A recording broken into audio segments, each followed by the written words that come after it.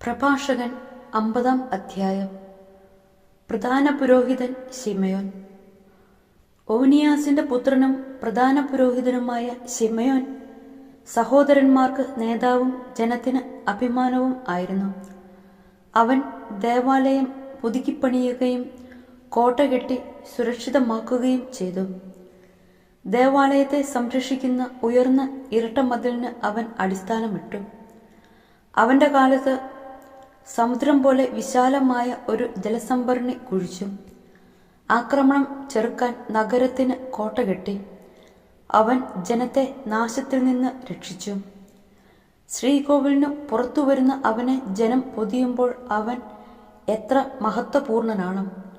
മേഘങ്ങൾക്കിടയിൽ പ്രഭാതതാരം പോലെ, ഉത്സവവേളയിൽ പൂർണ്ണചന്ദ്രനെ പോലെ, അത്യുന്നതന്റെ ആലയത്തിന് മുകളിൽ പ്രശോഭിക്കുന്ന സൂര്യനെ പോലെ, തിളങ്ങുന്ന മേഘങ്ങൾക്കിടയിൽ വിളങ്ങുന്ന മഴവില്ല് പോലെ, വസന്തത്തിൽ പനിനീർപ്പൂ പോലെ, നീർച്ചാലിനരികെ നിൽക്കുന്ന ലില്ലിപ്പൂ പോലെ, വേനൽക്കാലത്ത് ലെബനോനിൽ മുളയ്ക്കുന്ന പച്ച പൊടിപ്പൂ പോലെ, ധൂപകലശത്തിൽ പുകയുന്ന സുഗന്ധദ്രവ്യം പോലെ, രത്നഖചിതമായ സ്വർണ്ണ തളിക പോലെ, കായ്ച്ചു നിൽക്കുന്ന ഒലീവ് പോലെ, മേഘം ഉരുമുന്ന ദേവദാരു പോലെ അവൻ പ്രശോഭിച്ചു. അവൻ മഹിമയേറിയ സ്ഥാനവസ്ത്രമണിഞ്ഞ് സർവാലങ്കാര ഭൂഷിതനായി വിശുദ്ധ ബലിപീഠത്തെ സമീപിച്ച് വിശുദ്ധ കൂടാരത്തിന്റെ അങ്കണത്തെ മഹത്വപൂർണമാക്കി. അവൻ ബലിപീഠത്തിലെ അഗ്നിക്കരികെ നിന്ന് പുരോഹിതന്മാരുടെ കയ്യിൽ നിന്ന് ഓഹരികൾ സ്വീകരിച്ചു. പൂമാല പോലെ സഹോദരന്മാർ അവനെ ചുറ്റി നിന്നു.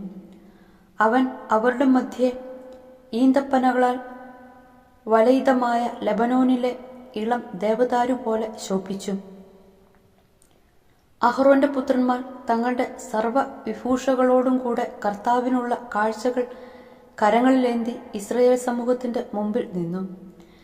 ബലിപീഠത്തിലെ ശുശ്രൂഷകൾ പൂർത്തിയാക്കി അത്യുന്നതനായ സർവശക്തന് കാഴ്ചകൾ ഒരുക്കിയതിനു ശേഷം അവൻ പാനപാത്രത്തിൽ മുന്തിരിച്ചാറെടുത്ത് നൈവേദ്യവും സർവാധിരാജനായ അത്യുന്നതന് പ്രീതികരമായ പരിമളവുമായി ബലിപീഠത്തിന് ചുവട്ടിൽ ഒഴുക്കി. അഹ്റോന്റെ പുത്രന്മാർ ആർത്തു വിളിക്കുകയും ലോഹനിർമ്മിതമായ കാഹളം ഊതുകയും ചെയ്തു. അത്യുന്നതൻ തങ്ങളെ സ്മരിക്കുന്നതിനു വേണ്ടി അവൻ ഉച്ചഘോഷം മുഴക്കി. ഉടനെ ജനം അത്യുന്നതനായ ദൈവത്തെ, സർവശക്തനായ കർത്താവിനെ ആരാധിക്കുന്നതിന് സാഷ്ടാംഗം വീണു. ഗായകർ അവിടുത്തെ ശ്രുതിമധുരമായി സ്തുതിച്ചു പാടി.